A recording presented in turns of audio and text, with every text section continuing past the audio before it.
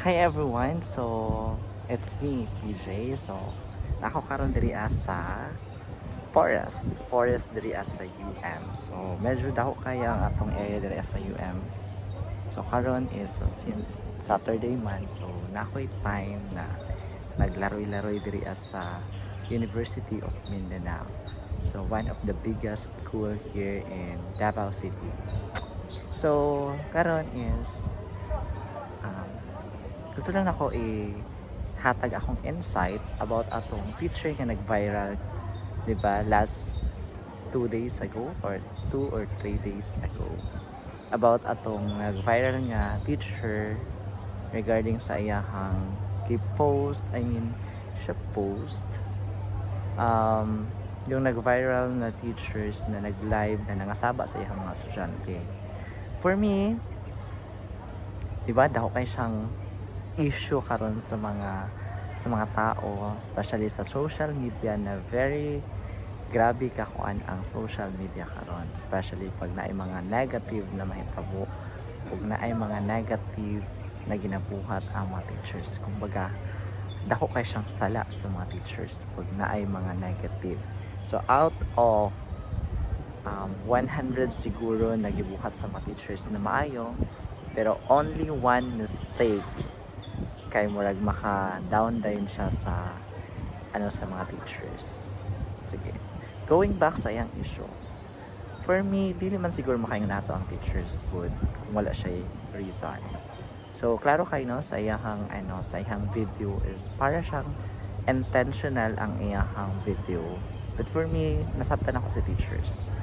Nasabtan ako sa teacher na kung ano na kayo nato to siya, siguro na siya problem.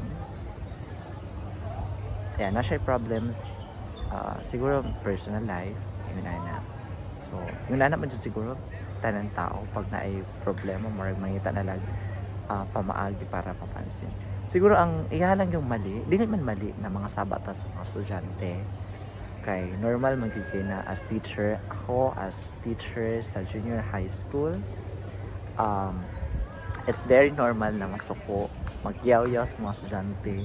Pero ang nakamali lang good ni teacher atong nag-viral kay gi-video gid niya. Nag-live siya gamit ang mga words na dili kaayo. Okay? Yeah, it's normal na magyayo ta sa atong mga estudyante. Kaya sometimes mong good karon, di gyud siya sometimes. Na jud tay mga estudyante na grabe kaayo mo test sa ato ang patience. Diba? Kanang murag makaingon jud ka nga to the max na uy maluoy-tan mo mga students. Ayaw ninyo ana ang mga teachers kay kabalo mo tao ra pud mi. Tao ra pud mi mga kuan dire sa kalibutan nga mahurot pud mo ang kumbaga mahurot ang amo ang pasensya. So ayun na siya. So again, ang ano lang nako atong teachers manggod is kabalo ko nga dili lalim mag-handle og mga estudyante, especially sa mga bata karon. Like sa kuha is grade 9, grabe ka, dili na siya tanan, pero naagi mo test sa imuhang pasensya. Pero kung ikaw lagi dili ka maka-adjust dayon, so lisod kay siya. So mo nang lisod kay mag-teacher kay wa ka kabalo asa ka mo lugar sa panahon karon na nga ang social media imuhang makalaban. Ang social media ang mo judge dayon nga without knowing the sides of the victim, the side sa side sa isa ka tawo kung nganong nakabuhat siya ana. Kaya nga to lang ginaisip, ang atong ginamind is ang negative lang gid siya. So para sa ko siguro kung kuan manggaling ang atong side po ni teacher nga nung ato. So since karon magud wala pa tayo idea nga nung nabuhaton ni teacher, so siguro dili lang kay ta mo judge sa teacher kay kabalo ko naa jud siya reason behind ato. So ayun na siya. Pero dili lang nato siya ingon nga anuhan dayon na grabe na kay ta ka judger, grabe na kay ang ato ang kuan sa teacher ingon ato. So siguro lang lesson learned to siya sa mga teachers na if in case na mga saba ta sa itong mga estudyante, normal kay na mga saba, but siguro dili lang ta mag-live, iwasan nato na mag-live ng ana kay lisod kaayo karon sa mga panahon. Lisod kaayo magdisiplina sa mga bata kay murag ikaw na gani ang nagdisiplina sa mga bata. Imong intention is i-discipline ang mga bata, pero lahi ang pag-take sa mga bata. It's something negative na dayon kay lagi wala sila nasana ena. Sa panahon karon sa mga bata, lisod kay control ang mga bata unsaon sila pag hadlok na para ato lang makontrol ang mga attitude sa bata. Kay tungod sa ato ang mga batas diri sa Pilipinas na lisod sabton. So, yan siya. So, I hope this video will help everybody or everyone na untaod sa mga teachers maging aral nato to ang katong nabuhat sa isa ka teachers nga sa isa ka teacher nga nag-viral sa social media sa iyahang tungod sa iyang nabuhat murag na alarm ang tanan. So unta pod message na ko ani sa mga estudyante o sa mga ginikanan kung pwede lang tabangan nato ang teachers kay kung ang ginikanan lisod og naglisod pag control sa ilang anak, unsa na lang ning mga teacher nga ang amo lang mantang role as a teacher is to share knowledge, to share our expertise especially sa mga subject para naay ma-learn ang mga bata dili kay magdisiplin kami. So I believe na ang pagpadisiplina or ang pagdisiplina sa mga bata is nag-start yun siya sa balay.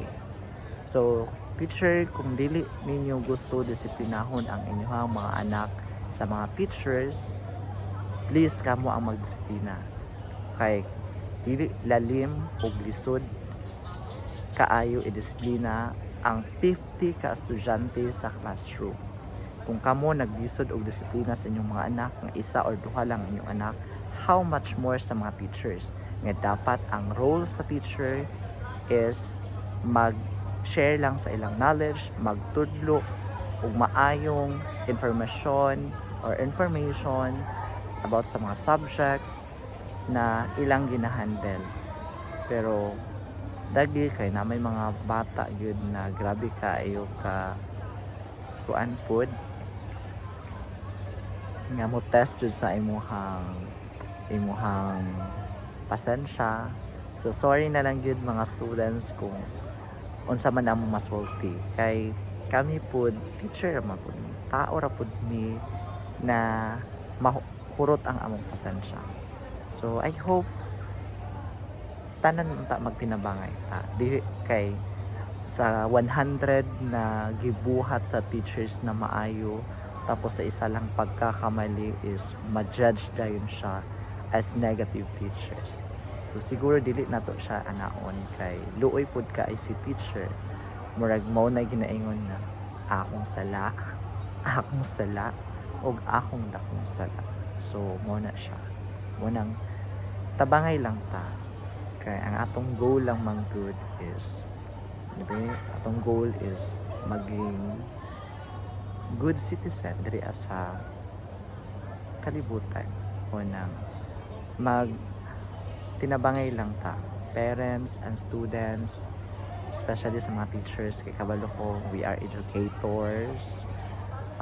Kabalo taon sa tama og mali pero sometimes dili na to makakontrol ang atong emotion, so mo lang din na siya. And thank you very much sa pag-watch ani nga video and I hope you learned something sa ako ang video. Thank you so much and happy weekend.